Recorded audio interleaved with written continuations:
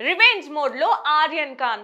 4 ఏళ్ల క్రితం కింగ్ ఖాన్ షారుఖ్ వారసుడు ఆర్యన్ ఖాన్ ని క్రూయిజ్ షిప్ పార్టీలో నార్కోటిక్స్ అధికారులు అరెస్ట్ చేసిన సంగతి తెలిసిందే. పార్టీలో ఆర్యన్ డ్రగ్స్ సేవించాడని, పెడ్లర్స్ తో సంబంధాలు కలిగి ఉన్నాడని ఎన్సీబీ అధికారి సమీర్ వాంకడే ఆరోపించారు. ఆ రోజు ఆర్యన్ ని అతడితో పాటు ఉన్న స్నేహితులను కూడా సమీర్ వాంకడే అరెస్ట్ చేశారు. అయితే ఈ కేసు నుంచి బయటపడిన ఆర్యన్ ఖాన్ ఇప్పుడు రివెంజ్ మోడ్ లో ఉన్నాడనేది సమీర్ వాంకడే ఆరోపణ. ఇటీవలే ఆర్యన్ దర్శకత్వం వహించిన the bats of Bollywood web series లో తనను టార్గెట్ చేస్తూ కొన్ని సీన్లను తెరకెక్కించాడని 2 కోట్ల పరువు నష్టం దావా వేశారు వాంకడే.